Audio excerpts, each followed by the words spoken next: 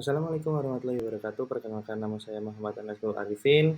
Saya adalah mahasiswa dari PPG Prajab UNP Kediri tahun 2024. Di sini saya akan mempresentasikan tentang perencanaan pembelajaran yang telah saya susun, saya modifikasi pada materi senam lantai fase B atau kelas 4 SD.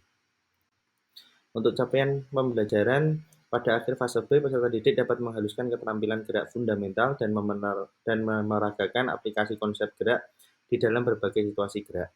Mereka menerapkan strategi gerak sederhana untuk memecahkan masalah gerak dan meningkatkan capaian gerak peserta didik, menyusun bersama-sama dan menerapkan fair play melalui berbagai peran di dalam konteks gerak. Mereka juga mengidentifikasi hal-hal yang menyebabkan aktivitas gerak jasmani menyenangkan.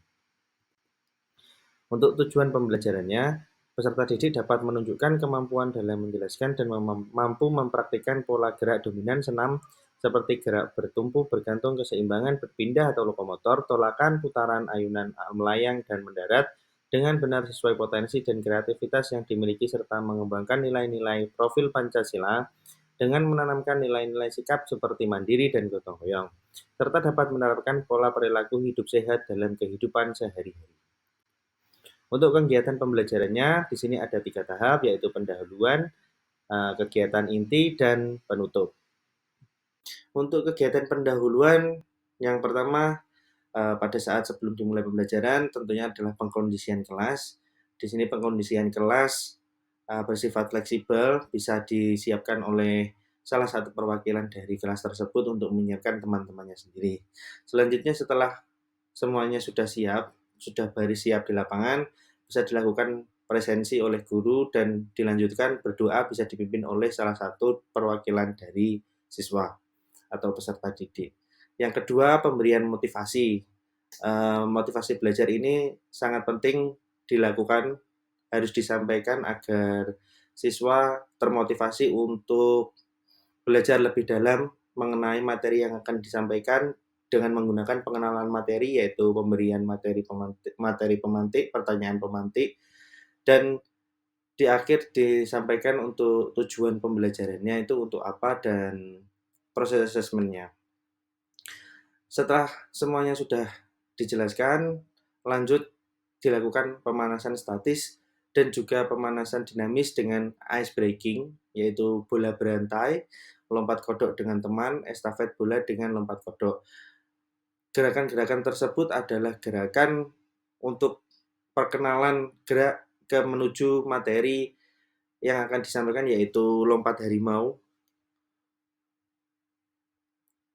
Menggunakan pemanasannya menggunakan permainan-permainan modifikasi berupa bola berantai, lompat kodok dengan teman, estafet bola dengan lompat kodok.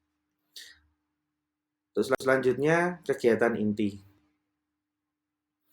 Untuk kegiatan inti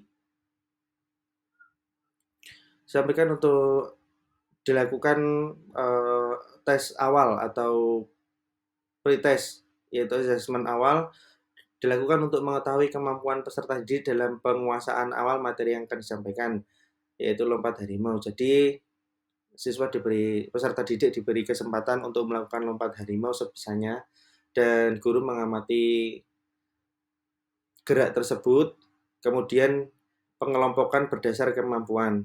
Setelah dilakukan tes di awal, yaitu berupa observasi tadi, dilakukan pengelompokan berdasar kemampuan. Setelah dilakukan asesmen awal, dilakukan pengelompokan sesuai kemampuan peserta didik dalam penguasaan materi untuk memudahkan guru dalam menerapkan metode pembelajaran yang sesuai kemampuan peserta didik. Dari tes awal tadi terbentuklah 3 kelompok dengan yang kelompok pertama kemampuan rendah, yang kedua kemampuan menengah, dan yang ketiga kemampuan tinggi. Kemampuan rendah dengan klasifikasi peserta didik belum dapat melakukan lompat harimau. Dan untuk kemampuan menengah, peserta didik sudah bisa melakukan lompat harimau namun masih merasa takut. Dan yang ketiga, kemampuan tinggi, yaitu peserta didik merasa percaya diri dan menguasai gerakan lompat harimau. Setelah dikelompokkan menjadi 3 kelompok, lalu dilakukan aktivitas gerak sesuai kemampuannya, Untuk yang kemampuan rendah, metode pembelajarannya menggunakan teknik scaffolding, yaitu guru menemani lalu dilepaskan pelan-pelan untuk bisa bergerak sendirinya, yaitu bisa diawali dengan gerakan roll depan, dikenalkan dulu gerakan roll depan, diawasi, lalu lompat harimau tanpa ancang-ancang, dan untuk tahap terakhir, untuk kemampuan rendah bisa ditambah dengan halangan satu kardus agar ada lompatan sebelum roll depan, sehingga bisa dikatakan lompat harimau. Untuk kemampuan menengah, metode pembelajarannya yaitu tutor sebaya, melompati 2-3 kardus tanpa ancang-ancang. Metode pembelajaran ini cukup efektif karena sebenarnya mereka sudah bisa melakukan gerakan tersebut namun hanya kurang percaya diri, sehingga perlu adanya penguatan antar teman agar lebih percaya diri. Dan yang terakhir untuk kemampuan tinggi, metode pembelajarannya yaitu mandiri. Mereka diperintah untuk membuat suatu rintangan atau lintasan sendiri untuk ancang-ancang dan kemudian melakukan lompat harimau. Bisa dilakukan dengan memberikan rintangan berupa 2-3 kardus juga. Setelah dilakukan pembelajaran sesuai dengan kemampuan tersebut, diharapkan tujuan pembelajaran tercapai meskipun dengan cara yang berbeda-beda. Selanjutnya, kegiatan penutup, yaitu setelah kegiatan inti dilakukan, guru harus melakukan refleksi, yaitu guru menanyakan kembali materi yang disampaikan tadi, menanyakan kembali kesulitan-kesulitan yang dihadapi oleh siswa, dan menanyakan bagaimana perasaan siswa mengikuti pelajaran tersebut. Dan di akhir, guru juga bertugas untuk menjelaskan manfaat materi tersebut dalam kehidupan sehari-hari dan diberi penguatan untuk tetap semangat dalam pembelajaran. Penutupan, guru memberikan pesan, yaitu berupa nasihat tentang kejadian yang marak di akhir-akhir ini dengan memberikan motivasi untuk semangat belajar dan dilakukan pendinginan. Lalu untuk doa penutup bisa dilakukan oleh perwakilan dari kelas masing-masing untuk memimpinnya. Untuk asesmen dalam perancangan pembelajaran berupa modul ini, untuk asesmen kognitif, guru memberikan penugasan dalam bentuk LKS atau lembar kerja siswa. Untuk psikomotor, di awal pembelajaran tadi sudah diukur asesmen awal untuk diagnostik untuk mengetahui kemampuan awal peserta didik, dan asesmen formatif untuk mengetahui kemajuan peserta didik dalam penugasan gerak. Untuk afektifnya disediakan rubrik pengamatan penilaian karakter Pancasila.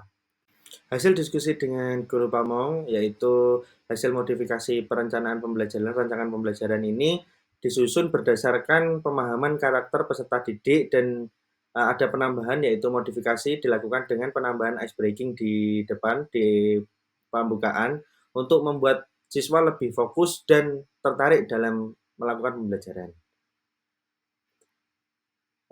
Untuk closing statement, yaitu pembelajaran yang baik adalah pembelajaran yang memperhatikan kebutuhan masing-masing karakteristik peserta didik agar tercipta lingkungan belajar yang inklusif dan merdeka. Terima kasih. Saya akhiri untuk presentasi rancangan pembelajaran hari ini. Rancangan pembelajaran yang saya susun, apabila ada kesalahan, saya mohon maaf. Apabila ada saran, silakan disampaikan. Saya tutup. Wassalamualaikum warahmatullahi wabarakatuh.